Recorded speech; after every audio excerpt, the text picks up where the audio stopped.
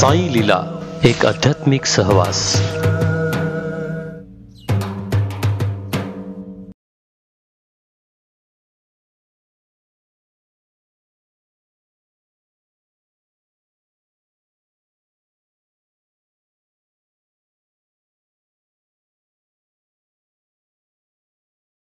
मध्ये 2-3 वर्ष आपण या सर्वांना मुकलो होतो, मात्र आज पुन्हा एकदा आपणा सर्वांसाठी राष्ट्रीय व्याख्यानमालेचं आयोजन इथे करण्यात आलेलं आहे। पुन्हा एकदा आपणा सर्वांचं मनापासून स्वागत। मान्यवरांचं इथे आगमन झालेलं आहे। कुंभमेळ्याची भूमी आहे, ही ऐतिहासिक भूमी आहे, ही संतांची भूमी आहे, स्वातंत्र्यवीरांची भूमी आहे, ही साहित्यिकांची भूमी आहे, कलावंतांची भूमी आहे, ही संगीत भूमी आहे, चित्र तपस्वींची भूमी आहे। मला असं वाटतंय की एवढा सर्व दैदिप्यमान इतिहास असणारी या नाशिक नगरी, म्हणजे मला असं वाटतं की ही एकमेव असं हे ठिकाण असेल की ज्या शहराला, ज्या गावाला हा सर्व वारसा लाभलेला आहे। या नाशिक नगरीमध्ये, या जनस्थानात आजच्या कार्यक्रमास उपस्थित आपणा सर्वांचं पुन्हा एकदा संस्कृती नाशिकच्या वतीने अगदी मनापासून स्वागत। चंद्रकांत पुलकुंडवार साहेब येथे उपस्थित झालेले आहे। तसेच आपल्या नाशिक नगरीचे माजी महापौर माननीय अशोकजी मुर्तडक सर, माजी सभापती स्थायी समिती मनपा नाशिक माननीय श्रीयुत विजयजी साने साहेब, माजी नगरसेवक माननीय श्रीयुत हरिभाऊ लोणारी साहेब, माजी नगरसेवक माननीय श्रीयुत गोकुळजी पिंगळे, माजी उपमहापौर माननीय श्रीयुत गुलाम शेख साहेब, माजी उपमहापौर माननीय श्रीयुत गुरमीतजी बग्गा, माजी नगरसेवक ॲडव्होकेट अजिंक्य साने, या सर्वांचं इथे आगमन झालेलं आहे। एकदा या सर्व मान्यवरांसाठी आपण जोरदार टाळ्या वाजवूयात। सर्वांचं अगदी मनापासून स्वागत। राजकारणाबरोबरच विविध कलाक्षेत्र असतील किंवा एक ऐतिहासिक ज्या आपल्याला आता ही सगळी व्याख्यानं ऐकायला मिळणार आहेत, या सगळ्यांची आवड असल्यामुळेच हे सर्व आणि आपण सर्वच नाशिककर येथे आपण आवर्जून उपस्थित आहोत। त्यांना विनंती की त्यांनी कृपया सर्वांनी सभागृहात येऊन आपलं आसन ग्रहण करावं। छत्रपती शिवराय म्हणजे अष्टपैलू, अष्टावधानी, आदर्श राज्यकर्ता, थोर सेनानी, प्रजादक्ष, धर्माभिमानी, सहधर्म सहिष्णू, चारित्र्य संपन्न, जाणता राजा। विनम्र अभिवादन करूया। त्यांनी छत्रपती शिवाजी महाराजांच्या पुतळ्यास पुष्पहार अर्पण करावा आणि राजमाता जिजाऊंच्या प्रतिमेवर पुष्पवृष्टी करावी। सर्व मान्यवरांना विनंती की आपण कृपया प्रतिमा पूजन करावं। त्यानंतर दीपप्रज्वलन होईल आणि वेदमूर्ती अविनाश शास्त्री देव धर्माधिकारी ईशस्तवन आपला समोर सादर करतील।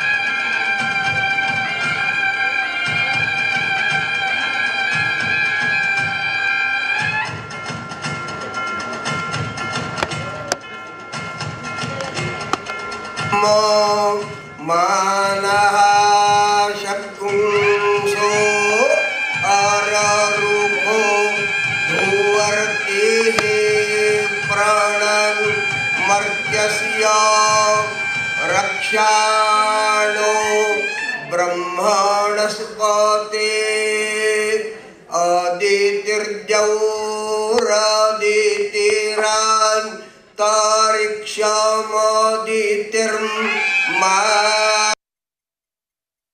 पिता सपुत्राः विषवे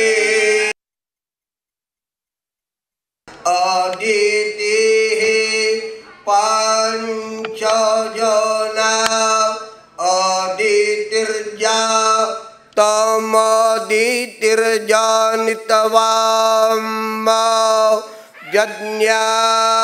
यज्ञावो अगनये गिरा च दक्षसे पपरवयममृतान् जातवेया पाहि गियरभिस्तिसरेभिरुवरजा पते पाहि च तसरेभिर्वसो अग्न एकया अग्न द्वितीया अग्न तृतीया रथे तिष्ठान् नयतिवाजिनाः पुरो यतर का मयरथिः अभीषूणां महिमानं पनायतयाः सनो दशमयान्तु रक्षयाः शान्तिश्शान्तिश्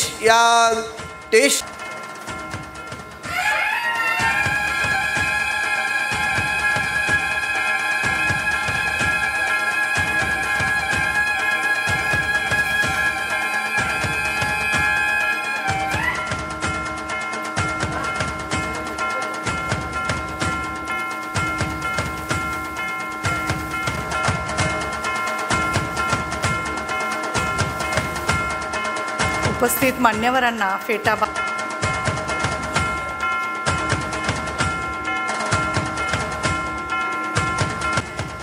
शिवरायांनी आपल्या गळ्यातली कवड्यांची माळ त्या तानाजी मालुसरेंच्या कलेवरावर ठेवली आणि तीच ही माळ त्यांच्या सर्व वंशजांनी ती जतन करून ठेवलेली आहे. दरवर्षी मला वाटतं तिचं पूजन केलं जातं. ती रायगडावर नेली जाते. आज हीच माळ आपल्या दर्शनासाठी आज येथे उपलब्ध आहे. आपण येथे स्वागत करणार आहोत, त्यांचा सन्मान करणार आहोत.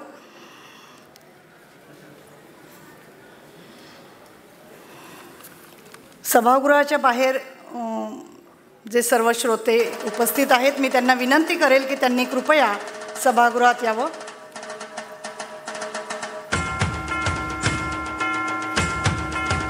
आज या शोभायात्रेमध्ये आता मी जे बाहेर पाहिलं प्रचंड गर्दी होती. लांबपर्यंत शोभायात्रा सुरू होती. नाशिककरांनी त्यामध्ये या माळेचं दर्शन घेतलेलं आहे. नाशिककरांसाठी संस्कृती नाशिकच्या वतीने मला असं वाटते की ही एक मोठी पर्वणी आहे की त्यांनी आपल्याला अशा स्वरूपाचे सांस्कृतिक उपक्रम दरवर्षी त्यांच्याकडनं आपल्यासाठी संपन्न केले जातात. त्यांचं आयोजन केलं जातं. त्याबद्दल मला असं वाटतं खैरे साहेबांचे समस्त नाशिककर कायमच ऋणी राहतील. पण ओळखतो ते एक अतिशय कर्तव्यनिष्ठ पोलीस अधिकारी म्हणून. पोलीस अधिकाऱ्याच्या कणखर मनाबरोबरच एक हळवं साहित्यिक मन साहेबांनी जपलं आहे. सरांची 9 पुस्तकं आत्तापर्यंत प्रकाशित झालेली आहेत. सरसेनापती संताजी या त्यांच्या पुस्तकाचं अनेकांनी तोंड भरून कौतुक केलं आहे. या पुस्तकात त्यांनी संताजी घोरपडे आणि यांचे शौर्य आणि स्वराज्य निष्ठेच्या गाथेवर प्रकाश टाकला आहे. शिवकालीन इतिहासाचा वस्तुनिष्ठ अभ्यास करून त्यांनी समर्थपणे हे लिखाण केलं आहे. त्यांच्या लिखाणाचा आम्ही नक्कीच आस्वाद घेऊ सर. विशेष म्हणजे ज्ञात अज्ञात अशा शूर मावळ्यांच्या पवित्र स्मृतींना त्यांनी हे पुस्तक अर्पण केलं आहे. मला असं वाटतं की पोलीस अधिकाऱ्यांमध्येही एक साहित्यिक दडलेलं आहे. त्यासाठी आपण एक त्यांच्यासाठी नाशिक शहराचे पोलीस आयुक्त माननीय जयंत नाईक-नवरे साहेब, IPS असलेले जयंत नाईक-नवरे साहेब यांनी 2022 पासून नाशिक शहराच्या पोलीस आयुक्तपदाची धुरा सांभाळली आहे. नाशिकच्या पोलीस अकॅडमीमध्येच त्यांनी सुरुवात केली आणि त्यामुळेच नाशिकविषयी असलेलं त्यांचं प्रेम हे पदभार स्वीकारतानाच त्यांनी व्यक्त केलं होतं. आणि आजपासून त्यांनी हेल्मेट सक्ती केली आहे हे आपणा सर्वांना माहिती आहे. सर आम्ही नक्कीच ओके हां एक हेल्मेट म्हणून फेटा बांधला आहे. Thank you sir. समस्त नाशिककर आम्ही या आज्ञेचं पालन करू, या नियमांचं पालन करू वाहतुकीच्या. धन्यवाद सर. यानंतर तानाजी मालुसरे यांच्या वंशज डॉक्टर शीतलताई मालुसरे यांचा सन्मान डॉक्टर माननीय शाहूजी खैरे यांनी करावा अशी मी त्यांना विनंती करते.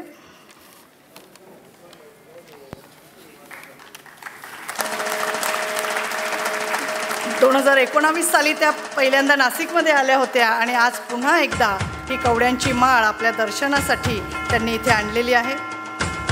त्या रायगड जिल्ह्यात महाडमध्ये राहतात आणि तिथून त्या आपल्यासाठी इथे आलेल्या आहेत. यानंतर मला वाटतंय सचिन या नावातच जनमानसाला जिंकण्याचं सामर्थ्य आहे. मग ते मास्टर ब्लास्टर सचिन तेंडुलकर असो, ज्येष्ठ अभिनेते सचिनजी पिळगावकर असो किंवा आपल्या ऐतिहासिक व्याख्यानांमधून जे सगळा इतिहास आपल्यासमोर उभा करतात ते सचिनजी कानिटकर असो. मी शाहू महाराज खैरे यांना विनंती करते की त्यांनी कानिटकर सरांचं स्वागत करावं. एकदा या सगळ्या मान्यवरांसाठी आपण जोरदार टाळ्या वाजवूया. मी सर्वांना विनंती करते की आपण स्थानापन्न व्हावं. की सांस्कृतिक समज असलेला लोकप्रतिनिधी हा शहराच्या संस्कृतीला एक कायमस्वरूपी ओळख देतो. हे ज्यांच्या अजोड कामगिरीतून सिद्ध होतं ते अर्थातच संस्कृती नाशिकचे अध्यक्ष, माजी नगरसेवक, स्थायी समितीचे माजी अध्यक्ष माननीय शाहूजी खैरे साहेब. RK लक्ष्मण यांच्यापासून ते आदरणीय कुसुमाग्रजांपर्यंत साऱ्यांनीच माननीय खैरे साहेबांच्या पाठीवर हात ठेवून त्यांना आयुष्यभर पुरणारे आशीर्वाद दिले. वर्तमानपत्रामध्ये लेख लिहून तोंड भरून त्यांची स्तुती केली होती, त्यांचं कौतुक केलं होतं आणि त्याचवेळी संस्कृती नाशिकचा उदय झाला. संस्कृती नाशिक ही संस्था थेट दिग्गजांच्या सुरांचे बोट धरून नाशिककरांच्या काळजापर्यंत पोहोचली ती पाडवा पहाटमुळे. नाशिकचा पिंपळपार हे शब्द नुसते कानावर आले तरी पिंपळाच्या सळसळीऐवजी कानात सूर गुंजायला लागतात ते संगीत क्षेत्रातील दिग्गजांचे. अनेक दिग्गजांनी पिंपळपारावर गोदेच्या साक्षीनं मैफिल रंगवल्या आहेत. जॅक्सन खून खटल्याला जेव्हा 100 वर्ष पूर्ण झाली त्यावेळी अनंत कान्हेरे यांच्या शौर्य शताब्दी सोहळ्यानिमित्त त्यांनी विजयानंद टॉकीजपर्यंत शोभायात्रेचं केलेलं आयोजन, आरती तेजाची ही स्वातंत्र्यवीर सावरकरांच्या जीवनावरील 3 दिवसीय व्याख्यानमाला, ही गाथा शिवराज्याची, ही छत्रपती शिवाजी महाराजांवरील आणि धगधगते शंभू पर्व ही छत्रपती संभाजी महाराजांच्या शौर्यगाथेवरील व्याख्यानमाला. या व्याख्यानमालेने संपूर्ण नाशिकचं वातावरण भारावून टाकलं होतं आणि आजपासून पुढील 3 दिवस राजमाता जिजाऊ यांच्यावरील व्याख्यानमालेचं आयोजन त्यांनी केलं आहे. राजकीय क्षेत्राबरोबरच सांस्कृतिक, सामाजिक आणि क्रीडाविषयक तळमळ असणारे संस्कृती नाशिकचे अध्यक्ष माननीय शाहू महाराज खैरे यांनी आजच्या कार्यक्रमाचं प्रास्ताविक करावं अशी मी त्यांना विनंती करते. व्यासपीठ आणि उपस्थित बंधू भगिनींनो,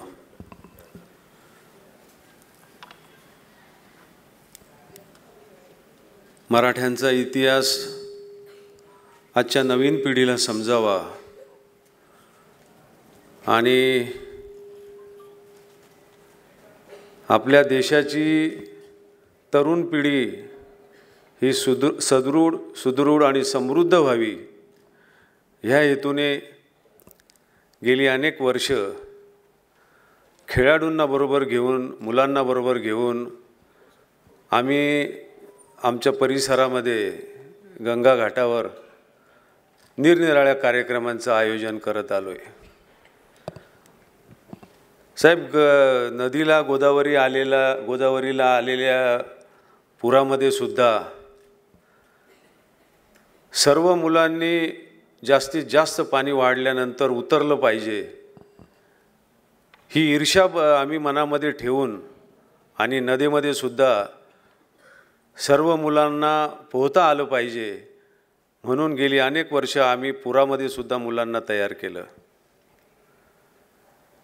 कानेटकर सरांना मी डेरवनमध्ये ऐकलं आणि तेव्हापासून मी कानेटकर सरांच्या प्रेमात पडलो। कानेटकर सरांना एक वेगळी देणगी परमेश्वराने दिली। ते एकदा बोलायला लागल्यानंतर शिवकालीन तो इतिहास आपल्यासमोर ते उभा करतात आणि म्हणून आम्ही शंभू पर्व असेल, छत्रपती शिवाजी महाराजांवरची व्याख्यानमाला असेल, आम्ही शौर्य शताब्दी सोहळा पहिल्यांदा केला। म्हणजे जॅक्सनच्या वधाला 100 वर्ष झाले तर तो लाईव्ह फ्लोट आम्ही कानेरे, कर्वे आणि देशपांडे हे 3 मुलं आम्ही फ्लोटवर उभे केले आणि नाशिक महानगरपालिका आणि संस्कृती नाशिक याच्या संयुक्त विद्यमाने त्याचं कारण असं होतं का तो इव्हेंट हा गावाचा झाला पाहिजे असा प्रयत्न आमचा होता। जॅक्सनला मारताना आमच्या परिसरामधल्या 52 लोकांवर तो खटला दाखल झालेला होता। ज्या घरामध्ये मी राहत होतो तर माझे आजोबा आणि त्यांचे सहकारी, तर त्यामधल्या अनेक लोकांवर तो खटला दाखल होता। आमच्या परिसरामधले मधल्या ओळीतले अनेक लोक ज्यांनी त्या अनंत कानेरेला घरी जेवायला नेलं होतं त्यांच्यावर त्यावेळच्या ब्रिटिश गव्हर्नमेंटनी गुन्हे दाखल केले आणि त्यामुळं तो सगळ्या नाशिककरांना कळावा म्हणून आम्ही नाशिक महानगरपालिकेच्या माध्यमातून नाशिक महानगरपालिका आणि संस्कृती नाशिक असा तो आम्ही सोहळा आयोजित केलेला होता। परवाच्या दिवशी मी गमे साहेबांना पत्रिका द्यायला गेल्यानंतर मला साहेबांनी आवर्जून सांगितलं का आपल्या नाशिकमध्ये एक पोलीस अधिकारी असा आला आहे का जो हजारो किलोमीटरचा प्रवास करून इतिहास समजून घेतो आणि दाखल्यासह तो इतिहास मांडण्याचा प्रयत्न करतो। आणि गमे साहेबांनी विजी शेखर साहेबांना फोन केला आणि तुम्हाला निमंत्रण द्यायला शाहू खैरे येत आहेत, 2 मिनिटाची वेळ द्या म्हणून। साहेबांनी आम्हाला 1-1.5 तास सर्व जो काही अभ्यास साहेब करतायत तर आम्ही आवक झालो का पोलीस अधिकारी असून साहेब कशा पद्धतीने म्हणजे जसा पोलीस तपास करतात तसा साहेबांनी हजारो किलोमीटरचा प्रवास करून त्यांनी आत्ता जे पुस्तक लिहिलं जे संताजींच्या जीवनावरचं, परंतु साहेबांनी अनेक दाखले देऊन आणि संभाजीराजेंचा वध असेल, संताजी घोरपडेंनी जो प्रचंड मोठा पराक्रम केला, औरंगजेबाच्या तंबूचे कळस त्यांनी काढून आणले, तो सापडला नाही म्हणून, तर ह्या गोष्टीचा अभ्यास करताना साहेबांनी हजारो किलोमीटर जिथं जिथं मराठे गेले तिथं तिथं जाऊन त्यांनी तो अभ्यास केला आणि ते पुस्तक लिहिले। ते पुस्तक मी सध्या वाचतोय। आज आपल्या कार्यक्रमाला पोलीस आयुक्त नाईक नवरे साहेब आले। मी पाडवा पहाटच्या कार्यक्रमाचं निमंत्रण द्यायला गेलो तर मला त्यावेळेला कल्पना नव्हती का साहेब इतका चांगल्या पद्धतीने आम्हाला रिस्पॉन्स देतील म्हणून। साहेबांनी रिस्पॉन्स तर दिलाच, परंतु शास्त्रीय संगीताच्या याच्याबद्दल साहेबांना ऑलरेडी आमचा तपास होता का आम्ही काय काय कार्यक्रम करतो, आमची पत्रिका कोणी केली आहे, आमचा लोगो कोणी केला आहे, तर हे सर्व साहेबांनी अगोदर माहिती करून घेतलेलं होतं। आमच्याबरोबर आमचा मित्र आहे मनीष महाजन ज्याने आमच्या संस्कृती नाशिकचा लोगो केला आहे, तो साहेबांचा क्लासमेट आहे, म्हणजे साहेबांच्या तो बरोबर रूममध्ये राहत होता, पण त्यांनी आम्हाला सांगितलं नाही आणि साहेबांनी आम्हाला त्याचा उल्लेख केलेला नव्हता। त्याच्यामुळे आम्ही आमचं खूप अर्धा तास आमची कॅसेट वाजवत होतो। नंतर साहेबांनी सांगितलं का मला हे सगळं माहिती आहे। पण साहेब आज कार्यक्रमाला आले. शीतलताईंनीसुद्धा, त्यांना सुट्टी नव्हती तरीसुद्धा सुट्टी टाकून मी फोन केल्यानंतर त्या इतक्या लांबचा प्रवास करून आलेल्या आहेत. माझ्या राजकीय जीवनामध्ये अशोक भाऊ मुतडक, विजय साने, हरिभाऊ, तर मनापासून म्हणजे एक पक्ष बाजूला ठेवून अशोक भाऊ ज्या वेळेला निवडणुकीला एका उभा होता आणि त्याला अनेक गोष्टीची कल्पना नसताना म्हणजे त्याला तो कसा निवडून येईल त्याचं कारण असं आहे का ते जरी पोलीसमध्ये होते तरी पण एक खेळाडू म्हणून, कुस्तीचा एक उत्कृष्ट खेळाडू, आणि त्याच्यामुळे आमची अटॅचमेंट ही पक्षातीत आहे, पक्षाव्यतिरिक्त आहे. तर आम्ही नेहमी एकमेकांना मदत केली आहे आणि त्यामुळं हे सर्व लोक आज आमच्या संस्कृती नाशिकच्या सर्व जे काही आमचे कार्यकर्ते त्यांच्या निमंत्रणाला मान देऊन आलेत. आज नाशिकमधले सर्व खेळाडू हे मिरवणुकीमध्ये सहभागी झाले. आज साहेब 2 वाजेपासून सर्व खेळाडू आलेले होते आणि प्रात्यक्षिकं 2ला सुरू झाली आमच्या इथं 2:30 वाजता. त्याच्यामुळं इथे येईपर्यंत बरेचसे मुलं दम धरून होते आणि मग नाश्ता आल्यानंतर सर्व आता नाश्ता करून पालकही होते त्यांच्याबरोबर. तर आमचा हेतूच तो आहे का खेळाडू आणि नवीन पिढीने आपला इतिहास माहिती करून घेतला पाहिजे. तर आमचे माजी महापौर यतीन वाघसुद्धा इथं आलेत आणि आमच्या कार्यक्रमाची शोभा वाढवली. मी आपणा सर्वांचे मनापासून आभार मानतो. 3 दिवस सर आता आपल्याला राजमाता जिजाऊ ऐकवणार आहेत. तर आपण सगळ्यांनी रोज इथं म्हणजे उद्याचा आता वेळ सांगतीलच, थोडासा वेळ इकडे तिकडे होईल. महत्त्वाचं म्हणजे ह्या वेळेला मी व्याख्यानमाला करताना आत्ताच पाडवा पहाटचा कार्यक्रम संस्कृती नाशिकने केलेला आहे. साहेब आर्थिकदृष्ट्या आम्ही असे खूप सक्षम नाही आहे आणि त्यामुळं मी सर्वात अगोदर आमचे कमिशनर आयुक्त साहेबांकडे अगोदर मी विनंती केली का आम्हाला तुम्ही जर कधी मदत केली तर चांगल्या पद्धतीने आम्ही हे करू. आयुक्त साहेबांनी आम्हाला कालिदास उपलब्ध करून दिलं. मी आमच्या आयुक्तांचेही मनापासून आभार मानतो आणि असंच आपलं प्रेम कायम असू द्यावं खेळाडूंसाठी, सांस्कृतिक क्षेत्रासाठी आणि ह्या शहरातल्या प्रत्येक चांगल्या कामासाठी आणि चांगल्या लोकांसाठी. संस्कृती नाशिक आणि आमचा जो काही राजकीय सामाजिक जो ग्रुप आहे तर आम्ही कायमस्वरूपी प्रयत्न करत असतो. आपल्या सर्वांचे मनापासून आभार, धन्यवाद. जय हिंद, जय महाराष्ट्र.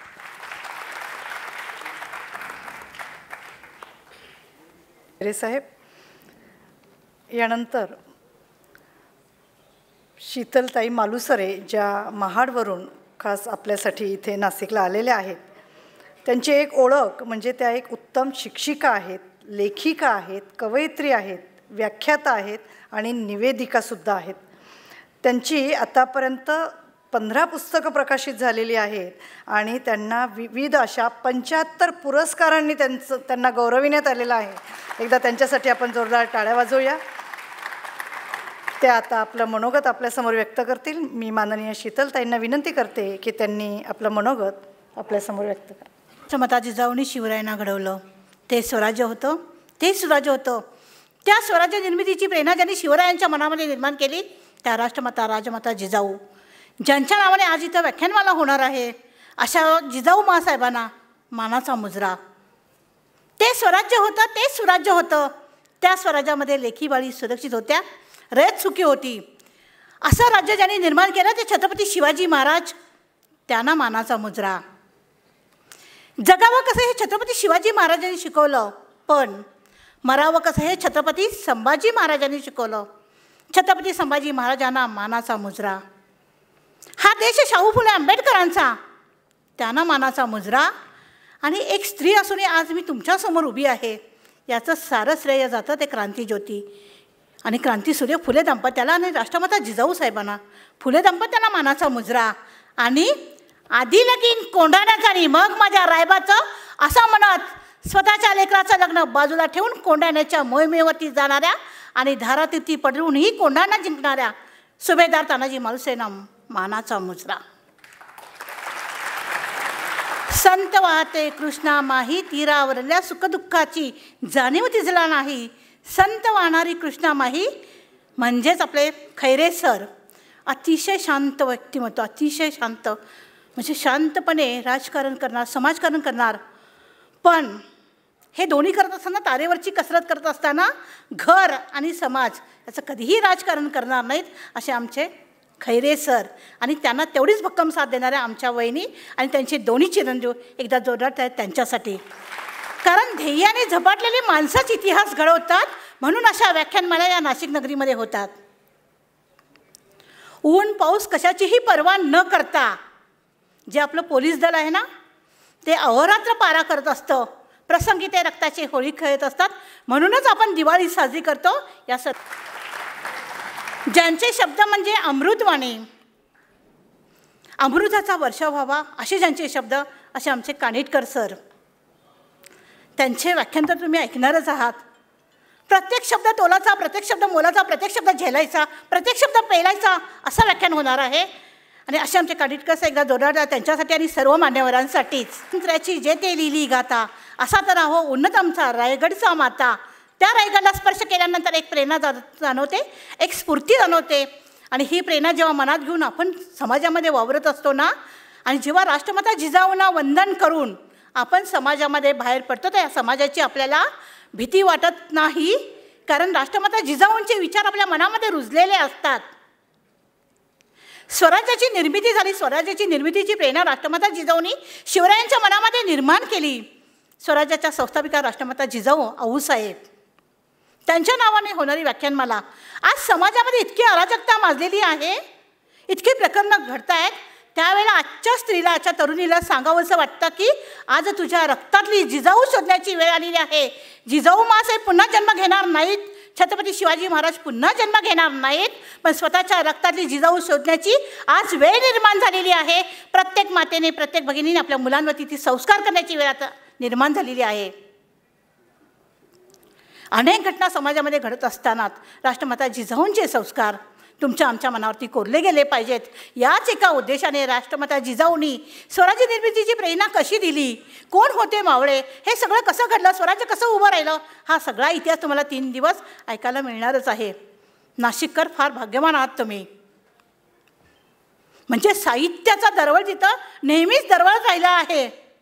या गोदावरीच्या काठी हे साहित्य नगरी आहे आणि नेहमीच जे इतके चांगले चांगले साहित्यिक या नाशिक नगरीने दिलेले आहे. नाशिककर नेहमीच भाग्यवान आहेत. संधी कधीही पंख लावून किंवा बुरखा पांघरून येत नाही, ते नेहमीच सोनपावलाने येते. पण येणाऱ्या संधीचं आपल्याला सोनं करता आलं पाहिजे, हे सगळ्यात महत्त्वाचं आहे. आणि तेच करायचं आहे आपल्या सर्वांना. मला खैरे सरांनी बोलवलं. खरंच असे असावे दुनियेमध्ये आव्हानांचे लावून अत्तर, नजरेमध्ये नजर रोखून आयुष्याला द्यावे उत्तर, हसू असावे ओठावरती काळीच काढून देताना, पाय असावे जमिनीवरती अंबर कवेत घेताना. हे आम्हाला राष्ट्रमाता जिजाऊंनी शिकवलेलं आहे. कितीही उत्तुंग भरारी घेतली तरी आपले पाय जमिनीवरच पाहिजेत. म्हणून खैरे सरांचा जेव्हा एक फोन आला तेव्हा त्या कार्यक्रमाला यावं लागलं. कारण शिवविचार त्यांच्या मनामध्ये रुजलेले आहेत. फक्त शिवजयंती किंवा शिवविचार नाही, तर कृतिशील प्रत्येकाला प्रेरणा देण्यासाठी काम करत आहेत. हे सगळ्यात महत्त्वाचं आहे. आणि ही कृती करत असताना त्याचा जर कन्वर भाग आपल्याला होता आला तर आपण केलं पाहिजे. वारसा वंशज म्हणून मिरवणं फार सोपं असतं, पण वारसा जपणं अतिशय कठीण असतं. माझं काही पूर्वसंचित असेल म्हणून मालुसरे घराण्याची सून होण्याचं भाग्य मला लाभलं. पण हा वारसा चालवत असतानाच प्रामाणिकपणे मीही माझं काम, माझं कर्तव्य करण्याचा प्रामाणिक प्रयत्न करत आहे, करत राहणार आहे. कणभर काय होईना, जिथं शिव विचार आहे तिथं पोचण्याचा मी प्रामाणिक प्रयत्न करत राहणार आहे. आणि हे करणं हे माझं कर्तव्य आहे. त्यांनी स्वराज्यनिष्ठा जपली, आज मला कर्तव्यनिष्ठा जपण्याची गरज आहे. मला इथं बोलण्याची संधी दिली. आभाराचे भार नको, धन्यवादाचे वाद नको, ऋणात तुमच्या सगळ्यांचा राहणं आवडेल मला. आणि हे ऋणानुबंध कायम जपणार आहे. नाशिककरांसोबत, खैरे सरांसोबत आणि सर्वांसोबतच हे ऋणानुबंध जपत मी माझे 2 शब्द थांबवते. धन्यवाद.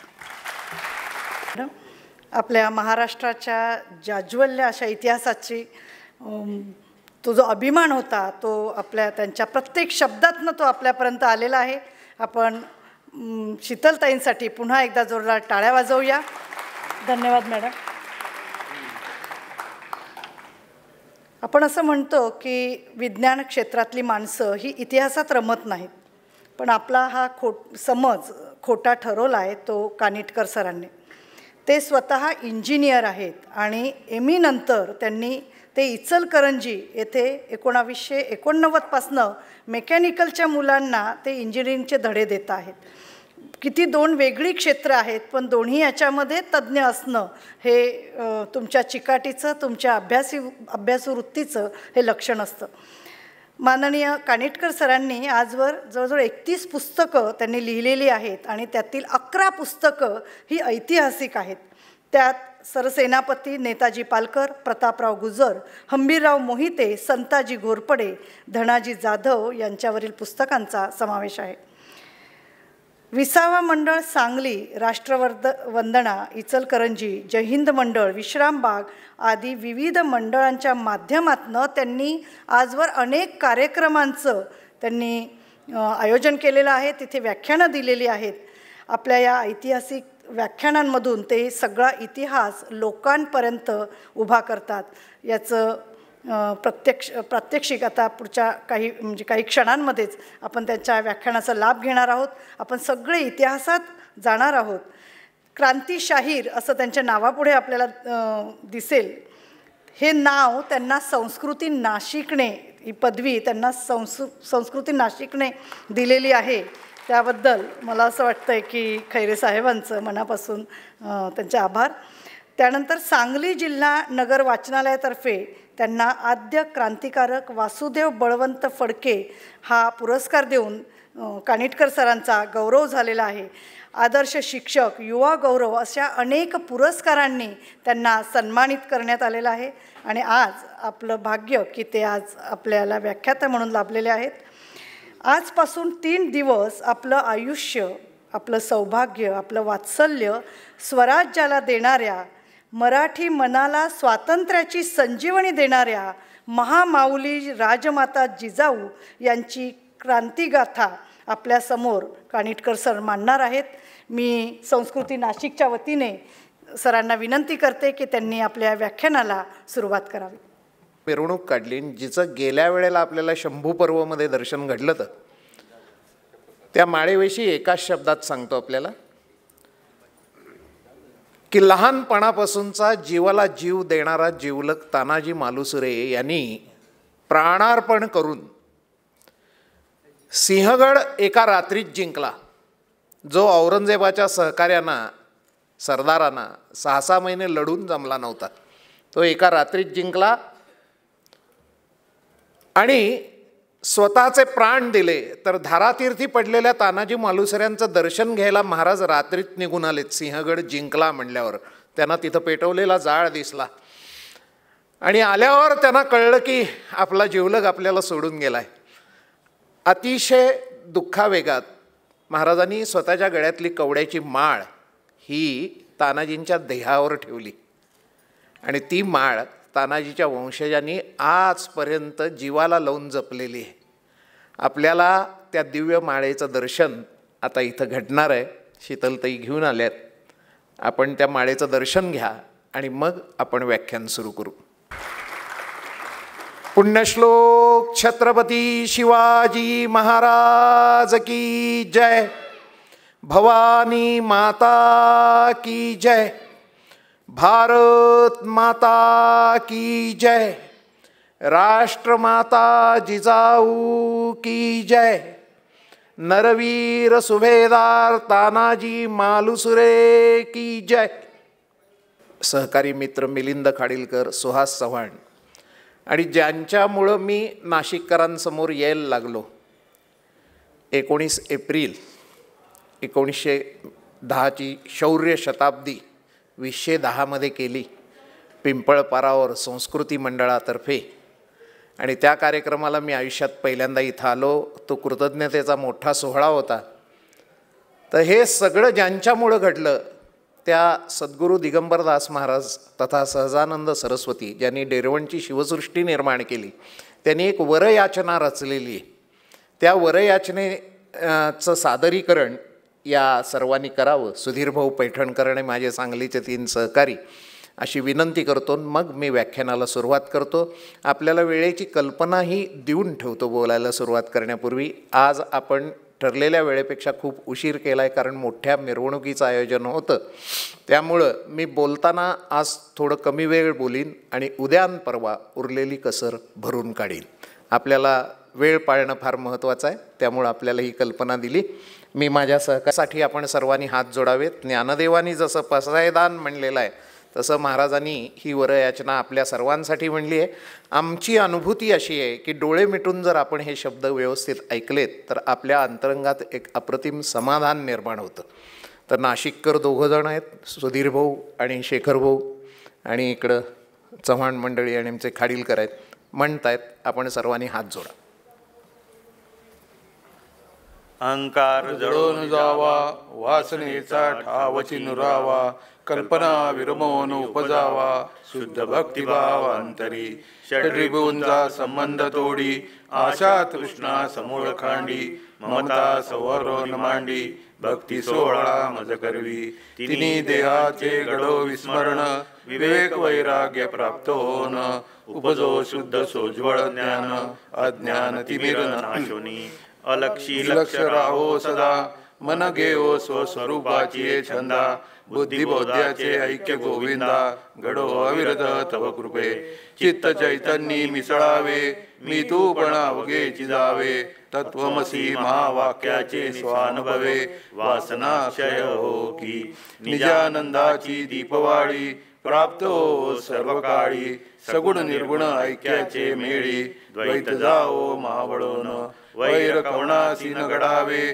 शुद्ध भक्तीसी द्यावे, भूतमात्री तव रूप देखावे, ऐसे भजन व्हावे की, न घडो कोणाचा मत्सर, धर्मश्रद्धा वाढो फार, वेदवीत मार्गाचा आचार, घडवी सद्गुरु मज करवी, तुझे नाम रूपाचा विसर, न पडो मज आची द्यावावर, सेवा धन द्यावे परंपार, जन्मोजन्मी गुरुराया, सदा संत संगती घडावी, शुद्धमती सदैव असावी, नित्य आनंदाची व्हावी, प्राप्तीभूत मात्रासी, तव कुर्मासम कृपा दृष्टी, सदैव असावी मजवर्ती, तुटोनिया जीवग्रंथी, सायुज्यता घडावी, अखंड तव स्वरूपी भरोन, राहावे मी विसावोन, अवृत घडावे तव गुणगान, माझे वाचे गुरुराया, तुझे स्वरूपाचे चिंतनावीण, रितान जावा एकही क्षण, अखंड स्वस्वरूपादी संधान, घडवी सद्गुरु माऊली, सकल विश्व सुखी व्हावे, तुझे भजनी लागावे, हेच मागणे श्री गुरुरावे, द्यावे मज बालगासी. सरस्वती स्वामी समर्थ महाराज. पाणी माता पुण्यश्लोक छत्रपती शिवाजी महाराज, परम पूजनीय प्रातस्मरणीय जिजामाता, आपल्या सर्वांच्या अंतःकरणात वास करणारी भारत माता, सर्वांना मनोभावे वंदन करतो आणि व्याख्यानमालेचं जिजाऊ मातांवरच्या आजचं पुष्प गुंफण्यासाठी प्रारंभ करतो. आज माझ्यासमोर विविध उत्तम व्यक्तिमत्व उपस्थित आहेत आणि अंतःकरणापासून ऐकण्याकरता उपस्थित असे श्रोते आहेत. माननीय आयुक्त साहेब आहेत, स्वतः लेखक असणारे माननीय पाटील साहेब आहेत की ज्यांनी संताजींवर पुस्तक लिहिलं. मलाही आनंद आहे, मी ऐतिहासिक पुस्तकातलं माझं पहिलं पुस्तक संताजींवरच लिहिलं होतं आणि त्यांच्या पराक्रमानं मोहित झालेलो होतो.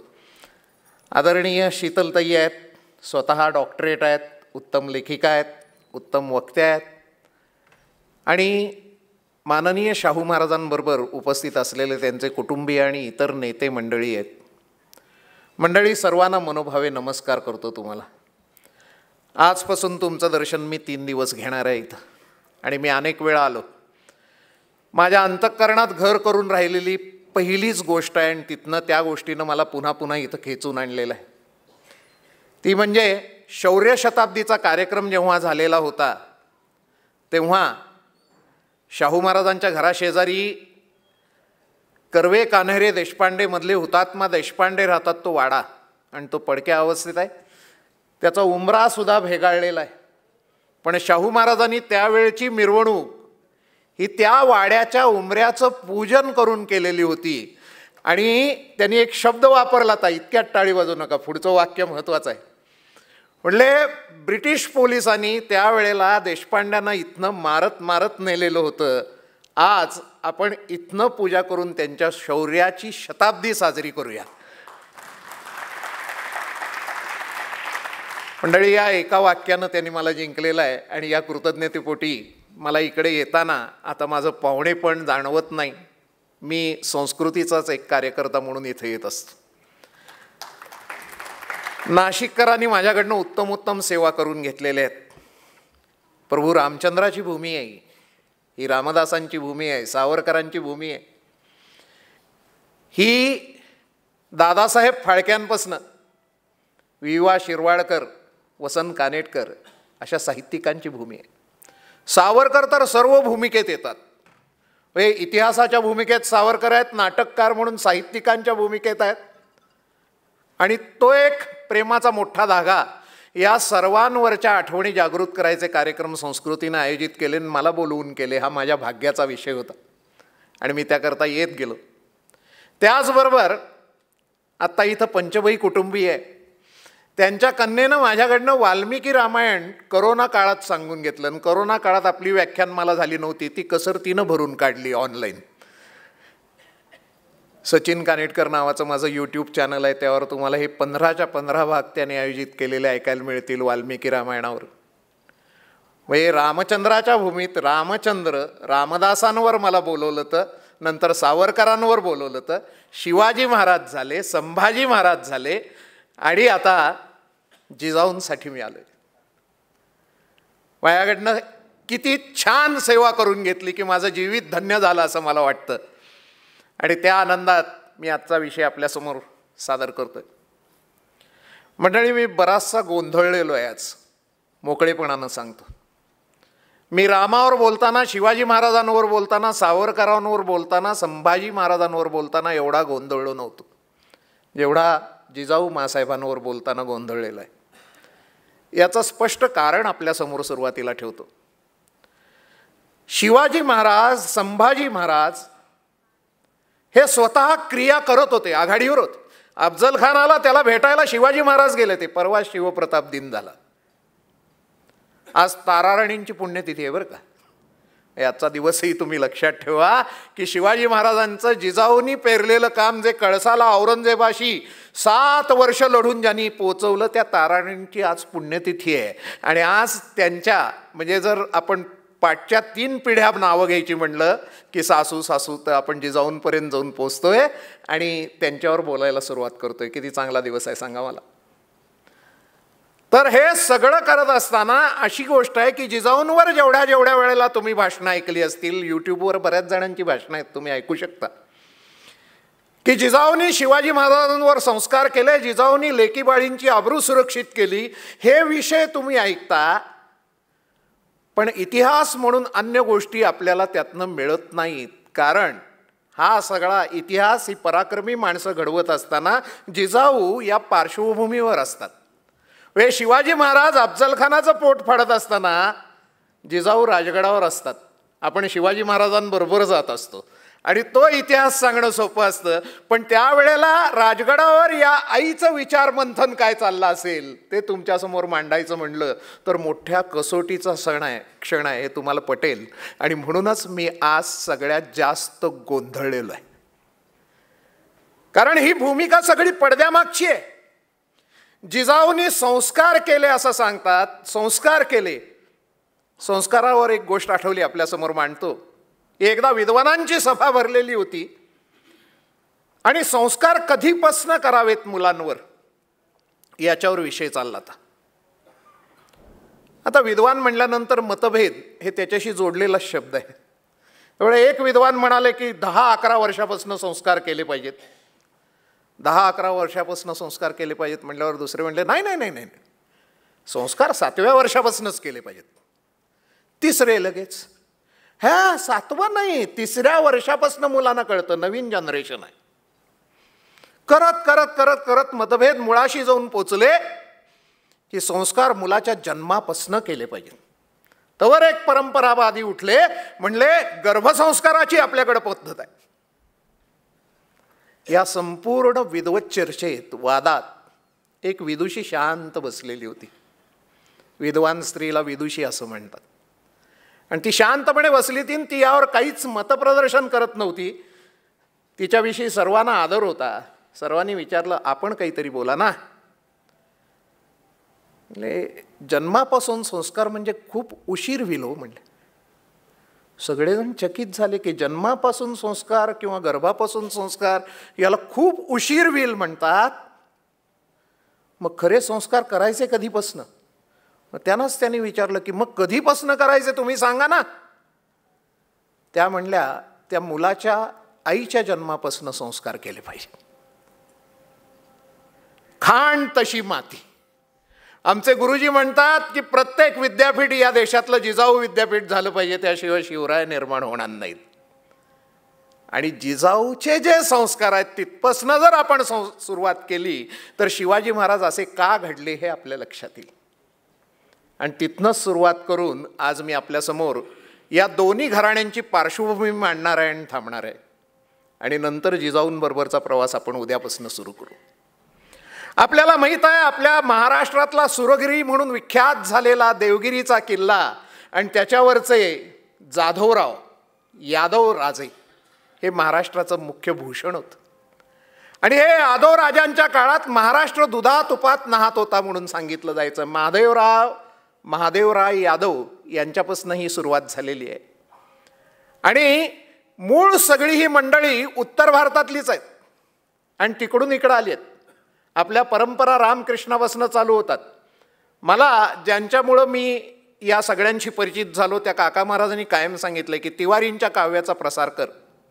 तिवारींचं काव्य 1922 साली निर्माण झालं आणि 22 साली निर्माण झाल्यानंतर ते काव्य आज 2022ला तुमच्यासमोर सांगताना सुद्धा मला अभिमान वाटतोय. आपल्या देशाविषयी असं म्हणलंय, जग निद्रित होते जेव्हा वेदांत घोष करणारे, जग अज्ञानावस्थेत जेव्हा शास्त्रे तेव्हा रचणारे, जग उघडे होते जेव्हा उन्नतीला ते भिडणारे, ज्ञानवंत जनमतिमंत धनविद्येने श्रीमंत होते येथेच अनंत रोमांच येती आठवता एक काळ ऐसा होता. एक वेळ गेले शब्द काय ते पुन्हा फिरवावे. रामाची भूमी आहे, रघुकुल रीत सदा चली आई, प्राण जाई पर वचन न जाई. एक वेळ गेले शब्द काय ते पुन्हा फिरवावे, प्राणांतिक येवो काळ सत्य ते करून दावावे. भीतीचे नाव कशाला स्वत्वा ते प्रगट करावे, सत्याचा उज्ज्वल दीप सत्वाचे निर्मळ रूप, आर्यांची कीर्ती अमुप ज्या काळी येई बघता एक काळ ऐसा होता. पाहिजे शूर का तुम्हा वाचा अर्जुन चरिताला, का हवा तापसी सांगा अवलोका विश्वामित्राला, निग्रही पाहिजे कहावो पहा त्या भीष्माला, एक एक अलौकिक मूर्ती करी कर्तव्याची पूर्ती, मिळवी जी शाश्वत कीर्ती, झटले जे देशाकरिता एक काळ ऐसा होता. इतकं छान वर्णन तिवारी करत जातात आणि त्याच्या शेवटच्या कडव्यात येताना ते म्हणतात की सोन्याचा कोठेधूर तर भारत खंडामध्ये, रत्नाच्या कोठेखाणी तर हिंदुस्थानामध्ये, अमृताची वृष्टी कोठे तर आर्यावर्तामध्ये. हे यश परक्यानी गावे, मन अगदी मोहून जावे, तारूवर भटकत यावे, पहाया ती सुंदरता एक काळ ऐसा होता. हे परके मोहित झाले आणि या भूमीकडे आकृष्ट होऊन यायला लागले. मग कोण कोण आले? ग्रीक आले, शक आले, कुशाण आले, हूण आले आणि त्यानंतर मुसलमानांच्या स्वाऱ्या चालू झाल्या आणि मग खिलजी, तुगलक ओळीनं मोगलांपर्यंत अनेक घराणी इथं राज्य करत राहिली. आणि यातले पहिले सगळे पराभूत होऊन परत गेलेले आहेत. चंद्रगुप्तानं ग्रीकांना हाकलून लावलं, यशोवर्मा वगैरे सम्राटांनी, विक्रमादित्यांनी शक, कुश, हुशाण यांना हाकलून लावलं. पण मोगलांपासनं जे राजसत्ता दिल्लीत स्थिरावली ती स्थिरावलीच. पृथ्वीराज चव्हाणाचं सिंहासन गेल्यापासनं आपल्या हाती सिंहासन जवळपास आलंच नाही. एक अपवाद आहे, तो मी सांगणार आहे आज तुम्हाला, आणि तो स्वातंत्र्यवीर सावरकरांनी लिहिलेला आहे. आणि त्यावेळेला ही उत्तरेतली पराक्रमी घराणी दक्षिणेकडे येत स्थिरावत गेलेली आहेत. तुम्हाला माहीत आहे, दक्षिणेकडे आपल्या भागात पहिला आलेला मानव हा राम आणि ह्याच भूमीत आला, इथंच येऊन राहिला. हे दंडकारण्य होतं आणि त्याचं जनस्थान प्रभू रामचंद्रानं केलं. मानव म्हणजे आदिवासी होते, राक्षस होते, पण तुमच्या माझ्यासारखा व्यवस्थित सभ्य वगैरे ज्यांना म्हणतात, इंग्रजी भाषेत लेडीज आणि जंटलमन मधला जंटलमन, तो तेव्हापासून इकडे राहायला यायला लागला. नागरी माणूस. ते इंग्रजीत थोडं सांगायला लागतं, कारण तिवारीने त्यावर सुद्धा बोललं आहे, इंग्रजी शिकून थोडे पुस्तकी ज्ञान मिळवावे, एखादी पदवी मिळता विद्वान म्हणून मिरवावे, वाणीचे तांडव करता परशब्दमध्ये घालावे, देशाच्या पोकळ गोष्टी करताना केवळ ओष्टी, एकाला दुसरी पुष्टी, देई श्रम काही न करता एक काळायचं. देवधर्म मानुनी छूट, घालावा भलता वाद, संध्या स्नाने राहोत, जावे नित्य हॉटेलात, भक्षावे तेथे अभक्ष, ते अपेय पान करीत. 31 डिसेंबर जवळ आलाय म्हणून आठवण करून दिली. डबक्यातील मंडूक जैसे भक्षोनी पंकिल घोषे, डरडरती कटू आवेसे, बोलाव्या तैशा बाता एक काळ ऐसा होता. परक्यांची संस्कृती गावी निंदावे, वंद्य ऋषींना आचार उचलून त्यांचे हिणवावे, साधूजनांना देव्हारे मांडून त्यांचे हसावे देव्हाऱ्यांना. आर्यांच्या सद्वेदांचा, आचार्यांच्या ग्रंथांचा, अभिमानही नुरलासाचा, पोशाखही परवशता एक काळायसो. फार जुन्या काळापासून बोलायला सुरुवात केली आहे. आणि मी सांगत होतो की देवगिरीवर यादव राजांचं राज्य होतं, यादवांचेच जाधव झाले. आता आमच्याकडं जाधव म्हणतात आणि मुंबईकडं जाधव म्हणतात. बरोबर कोण? माझ्या मते मुंबईकर. ते जाधव म्हणतात. यला ज म्हणायची पद्धत आहे. आणि तुम्हाला आणखी मुद्दाहून लक्षात आणून देतो, साऊथ आफ्रिकेत सुद्धा उलटं करतात, जचा उच्चार य करतात. तुम्ही बघितलं असेल तर साऊथ आफ्रिकेचा एक कॅप्टन होता बघा, हन्सी क्रोनिये नावाचा, त्याचं स्पेलिंग तुम्ही लिहिलेलं बघितलं असेल तर ते क्रोन्झे होतं, उच्चार क्रोनिये करायचे. बोजे म्हणून खेळाडू, आपण बोजे वाचायचो, ते बोये म्हणतात, ते जला य म्हणतात आणि आपण यला ज म्हणतो. त्यामुळे यशराज, जशराज, यौनपुरी, जौनपुरी रागाचं नाव आहे. आणि तसे हे यादव जाधव झाले. मग यादव आले कधी? तुम्ही चकित व्हाल, यादवांच्या महाराष्ट्रातल्या स्वाऱ्या श्रीकृष्णाच्या काळात झालेल्या. आपल्याला बऱ्याच गोष्टी माहीत नसतात, आपण अज्ञानवश, कारण आपला इतिहास आपण शिकलेलो नाही. आपल्याला शाळेतनं लॉर्ड डलहौसीपासून हौशी मंडळी शिकवली गेली, क्लाईव्ह बिलीव्ह, खरं हे काही माहीत नाही आहे आपल्याला. मी तुम्हाला सांगतो, कोल्हापूरचा मुद्दाहून उल्लेख येणार आहे पुढं, म्हणून तिथनं सांगतो तुम्हाला. कोल्हापूरपाशी गोकुळ शिरगाव नावाचं गाव आहे. तिथं एक श्रीकृष्णाचं मंदिर आहे. आणि तिथं दर्शनाला जाणारा एक भाबडा गृहस्थ मला म्हणला, इथं श्रीकृष्णांच्या लीला झालेल्या आहेत आणि म्हणून या गावाचं नाव गोकुळ शिरगाव ठेवलं आहे. कोल्हापूरला एक मोठा दूध प्रकल्प आहे बरं का, नेते मंडळींचा, गोकुळ म्हणून. मला वाटायचं त्याच्यावरनं ठेवले का, नाही म्हणले हो, ते कृष्णाच्या काळापासून ठेवलेलं आहे गोकुळ शिरगाव, आणि त्याचं नाव दूध प्रकल्पाला दिलं आहे म्हणले. आणि मी म्हटलं, कुठनं कृष्णाच्या लीला कोल्हापुरात व्हायला लागल्या? तुम्हाला सांगतो, कृष्ण मथुरेतनं द्वारकेत आले आणि द्वारकेतनं पुन्हा ते महाराष्ट्रात कधी आले? तर तुम्हाला अगदी आता छातीठोक सांगतो, माझं अज्ञान दूर झालं. हरिवंश पुराण म्हणून आपल्याकडे एक ग्रंथ आहे. महाभारताचे 6 खंड वाचल्यानंतर 7वा खंड हरिवंश पुराणाचा वाचायचा असतो. आणि मी 6ही खंड वाचले आणि 7वा हरिवंश पुराण खंड वाचल्यानंतर मला लक्षात आलं की पहिला यादव इकडं आलेला भगवान श्रीकृष्ण आहे. कारण त्यात श्रीकृष्णांनी कालयवनाच्या आक्रमणाच्या वेळेला, आता हा कालयवन म्हणजे पुन्हा ग्रीक साईडचाच येतो बरं का, परदेशातला, कारण यवनवंश हा ग्रीकांचा ओनियन वंश म्हणतात. आणि आपल्या संस्कृतीत असं समजलं जातं की ययातीचे 5 पुत्र होते, त्यापासनं विश्व निर्माण झालेलं आहे. त्याचा अनु नावाचा जो पुत्र होता त्याच्यापासनं अनुयन किंवा ओनियन वंश तयार झाला. ओनियननाच यवन म्हणायला लागले, तो ग्रीक वंश आहे. आणि त्याचाच यदू नावाचा मुलगा होता, त्याच्यापासनं यादव निर्माण झालेले, यदूपासून यादव. आणि हा ओनियन जो वंश आहे त्यातला कालयवन हा जरासंधानं बोलवून घेतला होता. आणि त्याच्यापासनं मथुरेचा बचाव करण्याकरता भगवान श्रीकृष्ण गोमांतक प्रदेशापर्यंत आलेले आहेत. ती कहाणी विस्तृत सांगत नाही, अप्रतिम कहाणी आहे. पण गोमांतकापर्यंत आले आणि करवीरमध्ये त्यांनी शृगाल नावाच्या राजाचा पराभव केला आणि तिथं त्याच्या मुलाला जागेवर बसवलं मारून. हे पूर्वीच्या काळात चालायची आक्रमण.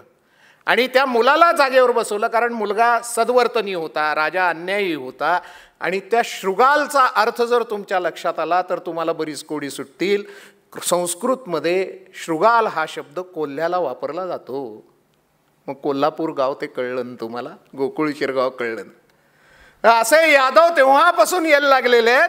त्यातले देवगिरी पुरवर यादव म्हणजे आपल्या जिजाऊंचं माहेर.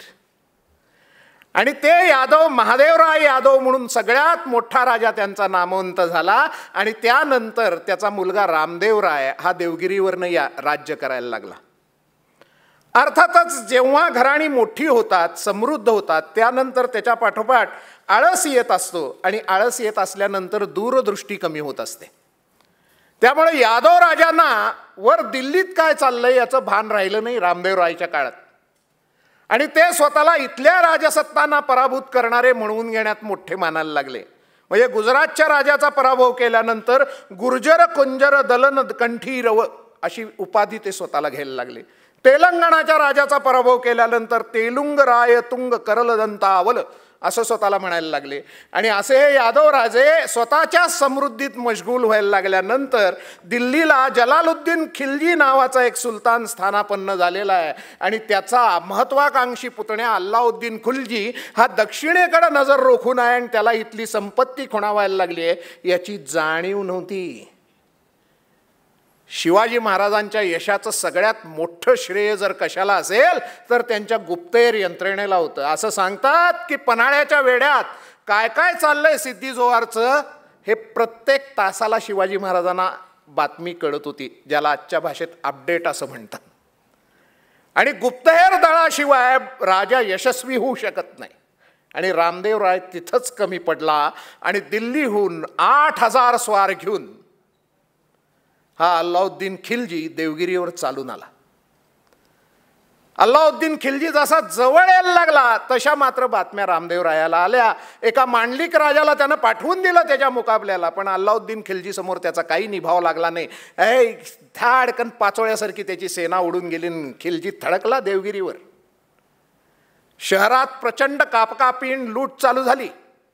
महाभारत काळात आपल्याकडे युद्ध कसं व्हायचं, युद्धभूमी निश्चित केली जायची आणि युद्धभूमीवर शत्रू पक्ष समोरासमोर येऊन लढायचे. सामान्य नागरिकांना युद्धाला त्रास द्यायची आपली संस्कृती नव्हती. पण इकडं याचा काही संबंध नाही. लेकी बाळी 35 तुकडे करून फ्रीजमध्ये ठेवायची पूर्ण परवानगी तेव्हापासूनची परंपरा. आणि अशा रीतीनं सर्वत्र नंगानाच चालू झालेला आहे. आणि रामदेवराय किल्ल्यात स्वतःला कोंडून घेऊन बसलाय आणि त्याला वाटतंय की किल्ल्यात धान्य भरपूर आहे. देवगिरी हा असा अजिंक्य किल्ला आहे की इथपर्यंत खिल्जी येऊच शकणार नाही. आणि कालांतरानं थोड्याच वेळात धान्याची टंचाई चालू झाली आणि कळलं की जी पोती मी आजपर्यंत धान्याची समजत होतो ती मिठाचीच आहे. रामदेवराय दातीत तृण धरून शरण आला. दुर्दैवानं त्याचा मुलगा शंकरदेव त्यावेळेला दूर दौऱ्यावर होता आणि तो शूर होता पण जवळ नव्हता. आणि त्यावेळेला रामदेवरायनं अल्लाउद्दीन खिल्जी समोर शरणागती पत्करली. 8,000 सैन्य घेऊन दिल्लीहून आलाय बघा, फक्त 8,000. लाजीरवाणी गोष्ट आहे की नाही सांगा. आणि अल्लाउद्दीन खिल्जीचं कौतुक केलं पाहिजे की नाही सांगा. काय धाडस असेल. येताना त्यानं एक अफवा पसरवली. गुप्तहेर दराचं महत्त्व काय असतं इथं कळेल तुम्हाला. त्यानं येताना सांगितलं की माझ्या मागनं माझा तो जो काका आहे जलालुद्दीन खिल्जी सुलतान दिल्लीचा, तो प्रचंड मोठी फौज घेऊन यायला लागलेला आहे. ही फक्त आघाडीची तुकडी आहे. ही अफवा होती. गुप्तहेर जर प्रबळ असते तर ही अफवा हे कळलं असतं, पण तसं नाही झालं. आणि रामदेवराय दाती तृण धरून शरण आला. 50 मण सोनं जड जवाहीर वगैरे देऊन त्यानं तह केला. हा तह स्वीकारून अल्लाउद्दीन खिल्जी परत जाणार एवढ्यात शंकरदेव ससैन्य धावत तिथं आला दौडत. अरे आपली देवगिरी लुटायला लागले ते त्याला कळलं आणि तो सैन्य घेऊन पळत आल्यानंतर हा रामदेवराय त्याला निरोप पाठवतोय, तह झालाय आता हाणामारी करू नको, नुकसान होईल. शंकरदेवला ते पटलं नाही. तरुण होता, त्यानं आक्रमण केलं अल्लाउद्दीन खिल्जीवर. अल्लाउद्दीन आता खरंच घाबरला कारण त्याला वाटलं की आता खरं नाही आपलं, कारण सैन्य लढणारं आलं समोर. त्यानं 1000 सैनिक देवगिरीच्या पाऱ्यावर ठेवले आणि 7000 सैन्य घेऊन त्यानं शंकरदेवचा मुकाबला चालू केला. शंकरदेव प्रभावीपणे लढत होता. अल्लाउद्दीन हरणार असं वाटत होतं. तेवढ्यात त्याच्या मदतीला ते जे 1000 मागं किल्ल्यापाशी राहिले ते चौखूर दौडत यायला लागले. त्याचा धुरळा उठला आणि या सैनिकांना लढणाऱ्या वाटलं शंकरदेवच्या की त्या जलालुद्दीन खिलजीची मागणं येणारी प्रचंड फौज ती हीच. म्हणून त्यांनी मैदान सोडून पळ काढला आणि हाताशी आलेली विजयश्री अल्लाउद्दीन खिलजीच्या गळ्यात पडली. 50 मण सोन्यानं जो तह झाला आता तिथं 600 मण सोनं द्यायला लागलं. आणि एवढ्यावर भागलं नाही, यादवांच्यातली एक कन्या खिलजीच्या जनानखान्यात भरती करायला लागली. देवगिरीचा हा पहिला पराभव होता. या वंशात जिजाऊ पुढे जन्माला आलेले आहेत. म्हणून मला एवढं विस्तृत तुम्हाला सांगावं वाटलं. पण याच्या पाठोपाठ घडलेल्या आणखी 2 घटना सांगणार आहे. आज ही पार्श्वभूमी बघून आपण थांबायचंय, कारण संस्कार जे येत असतात त्याच्यात जसं बोलून संस्कार होतात. म्हणून मी पहिल्यांदा सांगितलं की मातेच्या जन्मापासून संस्कार केले पाहिजेत, तर ते मातीच्या गुणातनं संस्कार येत असतात. आणि बऱ्याच वेळेला सायन्स सांगतं की जिनेटिकली सुद्धा संस्कार घडत असतात, जीन्स येत असतात पिढ्यानपिढ्या. आणि कदाचित आजोबाचे गुण हे नातवात दिसायला लागतात, मुलाच्यात दिसत नाहीत. जसे रोग दिसतात पिढ्यानपिढ्या तसे गुणसुद्धा दिसायला लागतात. आणि त्यामुळं हा भाग अतिशय महत्त्वाचा आहे जो मी सांगतोय तो. या अल्लाउद्दीननं राजस्थानावर सुद्धा सारी करून चितोड हा राजपुतांचा सन्मान असलेला किल्ला सुद्धा काबीज केलेला आहे. आणि त्या लढ्यात राणा लक्ष्मण सिंग नावाचा एक योद्धा आपल्या 7 पुत्रांसह खस्त झालेला आहे. त्याचा एक मुलगा सुजन सिंग नावाचा तो दक्षिणेत आलेला आहे. या सुजन सिंहापासूनच पुढं भोसले वंश निर्माण झालेला आहे. त्याचीही कहाणी मी यथावकाश तुम्हाला सांगेन, कारण या 2 वंशांचंच शिवछत्रपतींच्या निर्मितीत मोठा हात आहे. हा सुजन सिंग त्यावेळेला दक्षिणेत आलेला आहे. त्याच वेळेला या अल्लाउद्दीननं म्हणजे एकच बघा प्रभावी सरदार कसा आहे, गुजरातवर सुद्धा आक्रमण केलेलं आहे. आणि आज ज्याला अहमदाबाद म्हणतात त्याचं पूर्वीचं नाव आहे कर्णावती, कारण तिथं कर्ण नावाचा राजा राज्य करत होता. त्या कर्ण राजाचा पराभव केलेला आहे यानं. आणि त्याची बायको कमलकुमारी हिला स्वतःबरोबर नेलेला आहे दिल्लीला. तो राजा कर्ण पराभूत होऊन त्याची मुलगी देवल देवी हिच्याबरोबर भटकत भटकत पळून परागंदा होत महाराष्ट्रात आलेला आहे. आणि ही कमलकुमारी बाई अशी आहे की तिला तिची कन्या तिकडे गेली आहे तर कर्मेना झाले, तिला दिल्लीला आणून पाठवायचंय. आता ती अल्लाउद्दीनची पट्टराणी झाली. आणि त्यावेळेला या कर्ण राजानं देवल देवीला घेऊन येऊन हा जो युवराज शंकरदेव आहे ज्यानं अल्लाउद्दीनावर आक्रमण केलं तर या शूर शंकरदेवाशी तिचा विवाह केलेला आहे. आणि ही कन्या गुजरातच्या कर्णराजाची कन्या देवल देवी यादव घराण्यात आलेली आहे. आणि यादव घराण्यात आल्यानंतर रामचंद्र देवाचंच राज्य आहे. कालांतरानं वर्षिक खंडणी पाठवायचं ठरलेलं आहे अल्लाउद्दीनच्या तहानुसार. शंकरदेवनं पुन्हा सगळी तयारी केलेली आहे आणि आजपासून गुलामी बंद म्हणलेला आहे, खंडणी पाठवायचं बंद केलं. अल्लाउद्दीन संतापला. आता तिकडं दिल्लीत फरक पडलेला आहे. अल्लाउद्दीननं जलालुद्दीन खिलजीला पदच्युत करून स्वतः राजा झालेला आहे. आणि स्वतः राजा झाल्यानंतर खंडणी बंद झाली म्हणल्यानंतर त्याचा एक सेनापती मलिक कफूर नावाचा होता, त्याला देवगिरीवर पाठवले. हा मलिक कफूर हे विशेष व्यक्तिमत्व आहे. विशेष अशासाठी की हॉलिवूडनं निर्माण केलेला एक, तुम्ही जर अलेक्झांडर नावाचा चित्रपट बघितला तर तुम्हाला सिकंदराची एक गोष्ट लक्षात येईल की त्याला हिजड्यांबरोबर राहण्यात अतिशय आनंद व्हायचा. समलंगी स्वरूपाची ही मंडळी होती आणि हाच अवगुण इकडं पण आलेला होता. आणि त्यात हा मलिक कफूर हा गुजरातच्या स्वारीत सापडलेला गुलाम आहे आणि हा अल्लाउद्दीनला विशेष कारणासाठी प्रिय होता. आणि त्यामुळं त्याची सत्ता प्रचंड वाढत चालली ती मलिक कफूरची. आणि त्यानं दक्षिणेवर आक्रमण काढलं, त्यानं शंकरदेव यादवांचा पराभव केला आणि त्यांना ठार मारून पुन्हा एकदा खंडणीचा ओघ महाराष्ट्रातनं तिकडे जायला लागलेला आहे.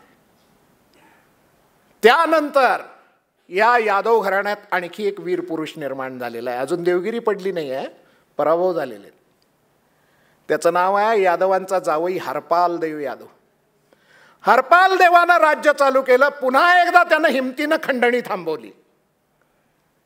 खंडणी थांबवल्यानंतर पुन्हा एकदा मलिक कपूर महाराष्ट्रात आलेला आहे. दुर्दैवानं पुन्हा एकदा हरपाल देवांचा पराभव झालेला आहे. आणि त्यानंतर मुबारक खिलजी हा अल्लाउद्दीनचा मुलगा तिकडे दिल्लीच्या तख्तावर आलेला आहे. आणि मुबारक खिलजीच्या स्वारीत देवगिरीचा पाडाव झालेला आहे. या हरपाल देव यादवांचा देह बकरं सोलतात तसा सोलून दहशत बसवण्याकरता देवगिरीच्या किल्ल्याच्या दरवाजावर लटकवून ठेवण्यात आलेला होता. या अत्याचाराच्या सगळ्या कहाण्या आज मी तुम्हाला जर सांगू शकतोय तर जिजाऊंनी किती वेळा ऐकल्या असतील याचा विचार तुम्ही करा. आणि त्यांची मनस्थिती कशी घडत असेल याच्यावर विचार करा. त्याच वेळेला शंकरदेवाची जी पत्नी झालेली देवल देवी आहे ती पण दिल्लीला नेण्यात आलेली आहे. हा मुबारक खिलजी नावाचा हा जो प्रकार आहे हा विचित्र आहे.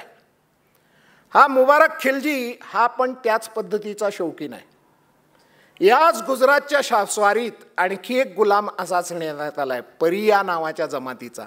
म्हणजे ती स्वच्छता कामगारांची जमात आहे असं सांगितलं जातं. कोणी म्हणतं ती क्षत्रिय जमात आहे म्हणून. त्याचं नाव आहे खुशरू खान. त्या मुलाला सुद्धा दिल्लीला याच कामासाठी नेण्यात आलं होतं. आणि हा मुबारक खिलजी अल्लाउद्दीनचा जो मुलगा आहे त्याचा पूर्ण प्रिय असा साथीदार बनलेला आहे. आणि हा खुशरू खान हा तिथं राज्यात महत्त्वाचं स्थान पटकावलंय. आणि त्याच वेळेला देवल देवी या मुबारक खिलजीची बायको झाली आहे. देवल देवीला नेल्यानंतर खरं म्हणजे अल्लाउद्दीनच्या थोरल्या मुलाला देण्यात आलं होतं, खिजर खान असं त्याचं नाव. मुसलमान इतिहासकारांनी खिजर खान देवल देवीच्या प्रेम कहाण्या लिहिलेल्या आहेत. पण मुबारक खिलजीनं ज्यावेळेला ते राज्य हातात घेतलं त्यावेळेला खिजर खानाची सगळी मालमत्ता स्वतःकडे घेताना त्याच्या बायकाही घेतल्या. व्यंकटेश माडगुळकरांचं सत्तांतर नावाचं पुस्तक तुम्ही वानर टोळीवरचं जर वाचलं असेल तर वानरांच्या टोळीत असं सत्तांतर घडत असतं किंवा सिंहांच्यात घडत असतं की मुख्य सिंहाला मारलं की त्याच्या बायका सगळ्या मारणाऱ्या सिंहाच्या होत असतात. असा जंगल कायदा त्यांच्याकडं चालायचा. त्यामुळं देवल देवी आता मुबारक खिलजीची बायको झालेली. आणि हा खुशरू खान हा परिया जातीचा मुलगा, त्याला मुसलमान बनवून त्याला खुशरू खान करण्यात आले. मलिक कपूर सुद्धा मूळचा हिंदू बरं का, त्याला तिकडं नेऊन गुलाम बनवून मुसलमान करण्यात आलेला आहे. पण मलिक कपूर हा पूर्ण बाटला, हा खुशरू खान बाटला नाही. मला इथंच महत्त्वाची कहाणी सांगायची आहे आणि मग आपल्या आजच्या व्याख्यानाच्या शेवटाकडे यायचं आहे. हा खुशरू खान मुसलमान झाला जरूर, पण त्याच्या अंगातला अंगार धगधगता होता. झालेले अत्याचार त्याला मानवले नव्हते. त्यामुळं त्याची आणि देवल देवीची मैत्री झालेली आहे जी मुबारक खिलजीची बायको आहे. हा मुबारक खिलजी प्रचंड शौकीन आहे आणि याला एक घाणेरडा शौक आहे. तुम्ही सुद्धा आश्चर्यचकित व्हाल. याला बायकांचे कपडे घालून स्त्रियांच्यातनं श्रीमंत सरदारांकडे जाऊन मुजरा करायचा शौक आहे. काय विचित्र आहे बघा.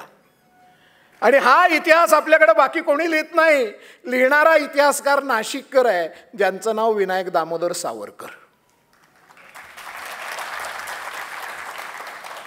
तुम्ही 6 सोनेरी पानं म्हणून पुस्तक काढून बघा, यात लिहिलेलं आहे. आणि त्यात सावरकर सांगतात की हिंदू इतिहासकारांनी सरदेसाईंसारख्या घाबरत घाबरत का विना याचा थोडा उल्लेख केला आहे. खरं मुस्लिम इतिहासकारांनी शिव्या शाप देतानाच हा इतिहास जास्त वाचायला मिळतो म्हणून. आपल्याकडे इतिहास शिकवला नाही त्याचा हा परिणाम कसा आहे बघा. आणि इथं आता महत्त्वाची गोष्ट तुम्हाला सांगणार आहे की इकडं देवगिरीचा पाडाव या मुबारक खिलजीच्या काळात झाला. देवगिरीचा दौलताबाद झाला. देवगिरीचा दौलताबाद झाला. आणि तिकडं दिल्लीत काय झालं सांगतो. दिल्लीत या खुशरू खानाचं आणि देवल देवीचं सूत जमलं. आणि या खुशरू खानानं सत्तेवर ताबा मिळवायला चालू केला. त्यानं मलिक कपूरसारख्या 2 कडवट स्वाऱ्यासुद्धा काढल्या हिंदूंवर. त्यानं मुबारक खिलजीचा जास्त विश्वास बसला त्याच्यावर की आता काहीतरी हा आपला भारी सेनापती होणार म्हणून. आणि लाडकाच होता मुळात. कशा करता ते तुम्हाला सांगितलं मी. आणि हा खुशरू खान एक दिवस मुबारक खिलजीला म्हणला की माझ्या गुजरातेतली बरीच माणसं आपल्याकडे सेवेला यायला इच्छुक आहेत, मी आणू का? त्यानं आणली, दिल्लीत वसवली आणि करता करता तो जो दिल्लीतला बादशाचा वाडा आहे ना, त्याच्यातल्या सेवा त्यांना द्यायला चालू केलं. आणि एका रात्री या खुशरू खानानं मुबारक खिलजीला सांगितलं की ही जी माणसं माझी आता इथं आलेली आहेत, दिल्लीत भरपूर आहेत आता आमची, त्या सगळ्यांनाच मी आज राजवाड्यात घेतो. म्हणला का? त्यांना आपण आता मुसलमान धर्माची दीक्षा देऊया म्हणला, ते अजून हिंदू राहिलेत म्हणे. बादशाहनं परवानगी देऊन टाकली. याच्या विरुद्ध बोलणारे सुद्धा बादशाह समोर होते, पण बादशाहच्या हा खुशरू खानाच्या मुठीत होता तो, त्यामुळे त्यानं परवानगी दिली. आणि रात्रीत या सगळ्यांनी उठाव केला, मुबारक खिलजीला संपवलं, खुशरू खान राजा झाला, देवल देवी राणी झाली आणि हे हिंदू राज्य झालं म्हणून त्यांनी घोषित केलेलं आहे. ज्या मशिदी होत्या त्यात देवतांच्या मूर्ती स्थापन केलेल्या आहेत. किती जणांना हा इतिहास माहित आहे सांगा मला? ही यादव घराण्यात आलेली सुनबाई वर जाऊन तो पराक्रम करते खुशरू खानाला हाताशी धरून. कुठलं इन्स्टिंक्ट जिजाऊबाईंकडे येत आहे हे लक्षात येण्याकरता मी ही सगळी जुनी कहाणी सांगितली तुम्हाला. शंकरदेव या प्रचंड पराक्रमी स्वाभिमानाने युवराजाची बायको, गुजरातच्या कर्ण राजाची मुलगी, ही यादव घराण्याची सून, ही चुकून तिकडं जाऊन बाटली आहे, पण तिच्या अंगातला अंगार धगधगता राहिलेला आहे. आणि खुशरू खानानं तिनं क्रांती केली. त्यानं स्वतःला नाव नसरुद्दीन जाहीर केलं धर्मरक्षक म्हणून. आणि 1 वर्ष दिल्लीवर हे हिंदू राज्य या संपूर्ण यावनी राज्यात उठून दिसणारं असं घडलेलं आहे. आणि पुढं दुर्दैवानं घियासुद्दीन तगलकानं इस्लाम खतरे में है याची घोषणा देऊन एक युद्ध आरंभलं. त्या युद्धात पहिल्यांदा नसरुद्दीन जिंकला, पण नंतर त्याचा पराभव झाला, तो मारला गेला आणि पुन्हा तगलकी सल्तनत तिथं चालू झाली. आणि तिथला पुढचा राजा होता मोहम्मद तगलक. याचं मुद्दाऊन वर्णन सांगतो ना आपण मग आपल्या भोसल्यांच्या वंशाकडे जाऊन समारोपाकडे येऊया. तो मोहम्मद तगलक जो आहे त्याचं मुद्दाऊन वर्णन सांगतो. म्हणजे त्याला एक दिवस असं मनात आलं, लहर आली की दिल्लीची राजधानी देवगिरीवर न्यावी. मध्ये काही महाराष्ट्रात सुद्धा टूम उठली ते बघा, मुंबईची राजधानी अकोल्याला न्यावी वगैरे अशी तशी. आणि त्या तुगलकानं त्या सगळ्यांना कामाला लावलं की हो, आणि ती अख्खी राजधानी सर्व कार्यालय ऑफिसेस देवगिरीवर आणण्यात आली. प्रचंड हाल झाले, ती प्रचंड खर्च झाला. दौलताबादेवर ती राजधानी राहिली. पुन्हा याला कर्मेना झालं, पुन्हा परत जाऊया म्हणला. असंच एकदा त्यानं मोगलांचं सैन्य चीनवर आक्रमण करायला हिमालयातल्या बर्फात घातलं होतं. आणि तेव्हापासनं या मोहम्मदाला लहरी मोहम्मद म्हणतात. आणि आपल्याकडं लहरीनं वागणाऱ्या कुठल्याही माणसाला तू लहरी मोहम्मद आहेस का अशी उपमा वापरतात. तो हा मोहम्मद तगलक किंवा तुगलक. आणि मग ह्या तुगलक वंश, सय्यद वंश असं करत करत ही शिवाजी महाराजांच्या काळातली मोगलाई ही दिल्लीत स्थिरावलेली आहे. आणि त्याच वेळेला मी तुम्हाला आणखी एक सुतोवाच करून ठेवलेलं होतं. ही म्हणजे तो सुजन सिंग महाराष्ट्रात आलेला आहे. आणि त्या सुजन सिंगापासून वंश पुढं चालू झाला. त्यात भैरव सिंग किंवा भोसाजी नावाचा एक पुरुष निर्माण झाला. आणि त्यांचं मराठीकरण तवर झालेलं होतं. आणि त्या भोसाजींना भोसले हे आडनाव पडलं आणि भोसले वंश तिथनं पुढं चालू झाला. असाच आणखी एक वंश वर्ण आला राजस्थानचा, त्याला परमार किंवा पवार वंश म्हणून म्हणतात. निंबराज हा त्यांचा मूळ पुरुष महाराष्ट्रात आलेला समजतात. आणि तो फलटणपाशी येऊन विसावला आणि तिथनं त्यानं प्रचंड स्वतःची ताकद निर्माण केली.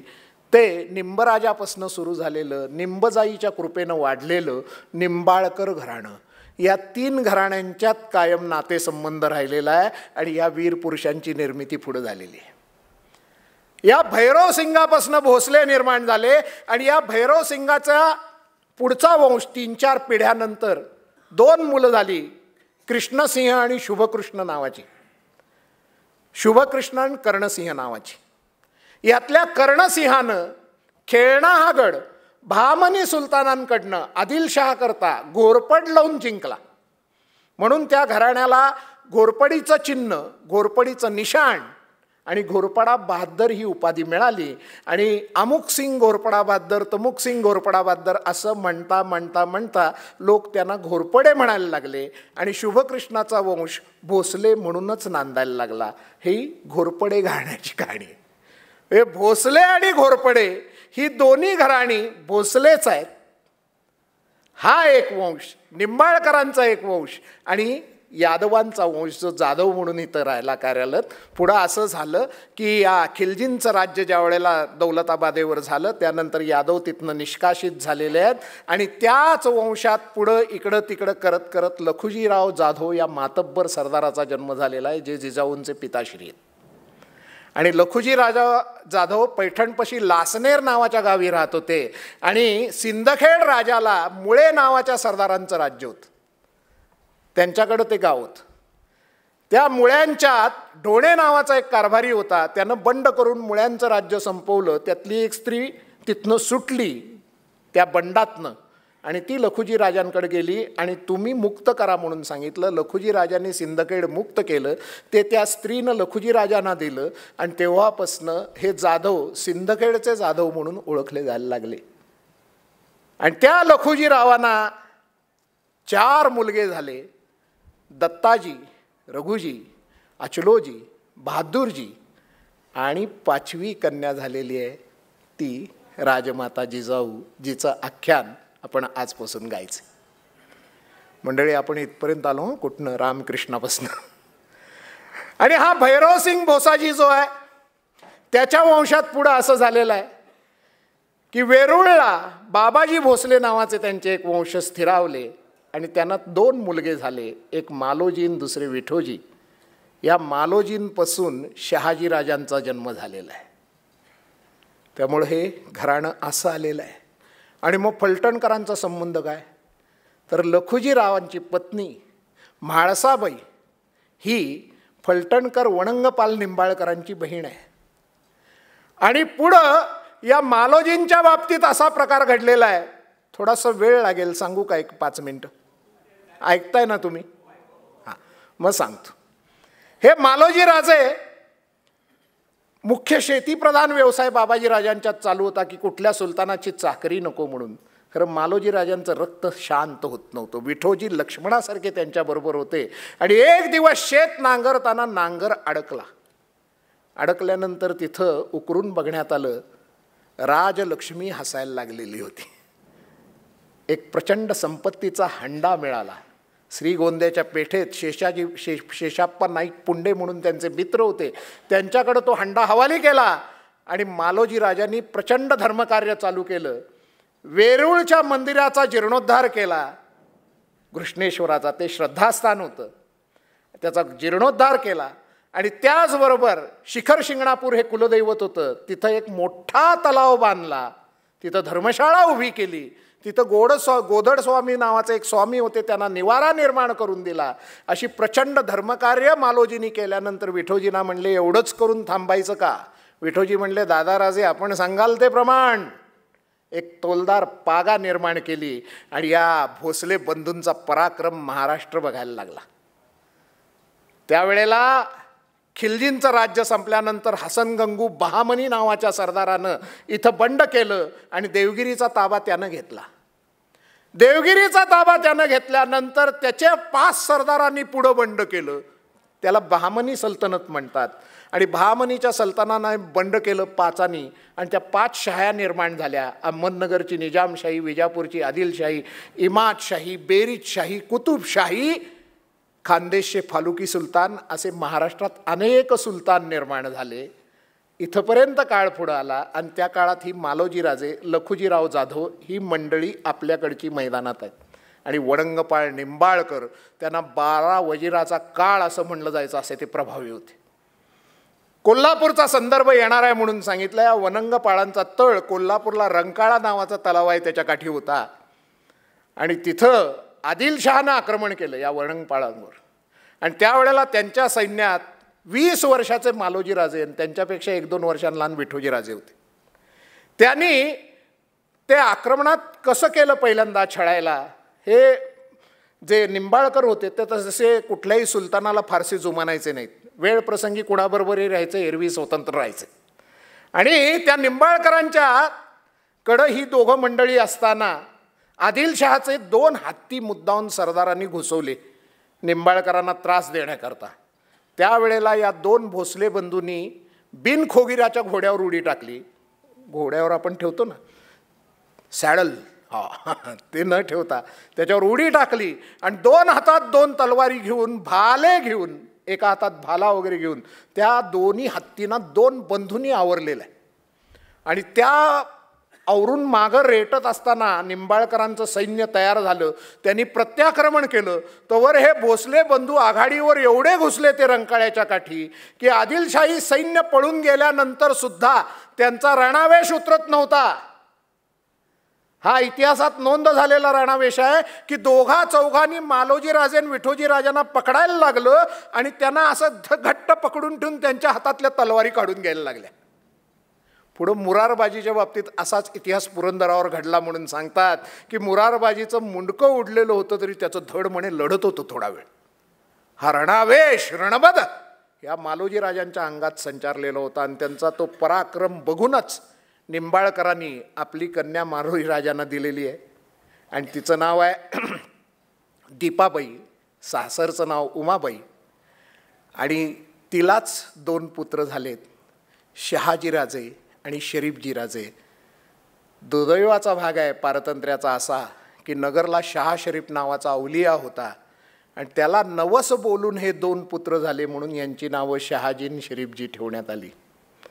आता हा पारतंत्र्याचा परिणाम सर्वत्र झालेला असतो.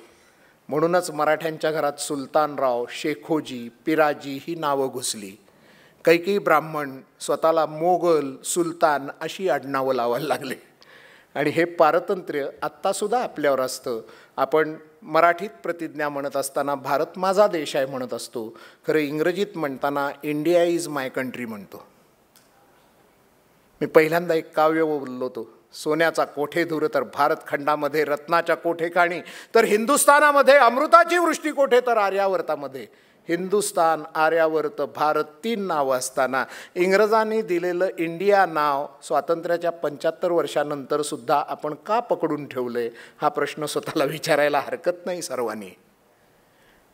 आणि इंग्रजीत प्रतिज्ञा म्हणताना सर्व इंग्रजीकार जाणकार मान्य करतील की नावाचं ट्रान्सलेशन कधीही करायला लागत नाही. गुड मॉर्निंग प्रकाशच म्हणतो आपण प्रकाशला, गुड मॉर्निंग लाईट म्हणत नाही. आणि त्या पद्धतीनं भारत इज माय कंट्री अशीच प्रतिज्ञा म्हणली गेली पाहिजे तर हे पारतंत्र्य दूर होतं. हे पुढं घडलेलं आहे. शाह शरीफवरनं शहाजीन शरीफजी हे 2 बंधू लहानाचे मोठे व्हायला लागलेले आहेत. विठोजी भोसल्यांना 8 मुलगे झालेले आहेत आणि हा वंश पुढं चाललेला आहे. आणि या वंशातल्या शहाजीचं आणि जिजाऊंचं लग्न झालेलं आहे. कसं, त्याची सुरुवात आपण उद्या इथं तुम्हा सर्वांसमोर करायची आहे. फक्त तिथंपर्यंत हे संस्कार कसे आले हा विषय आज आपल्यासमोर ठेवला.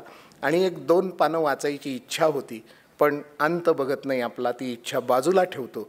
आणि ध्येयमंत्र प्रेरणामंत्र म्हणून आजच्या कार्यक्रमाला आपण विराम द्यावा अशी विनंती करतो. मग आजच्याच कार्यकर्त्यांना इथं पाचारण करतो. रोज आपण असंच करूया. सुरुवात करत असताना उद्या सांगलीच्या दादा महाराज केळकरांनी रचलेली शिवाजी महाराजांची आरती म्हणली जाईल आणि व्याख्यानाच्या शेवटाला ध्येयमंत्र प्रेरणामंत्र म्हणला जाईल.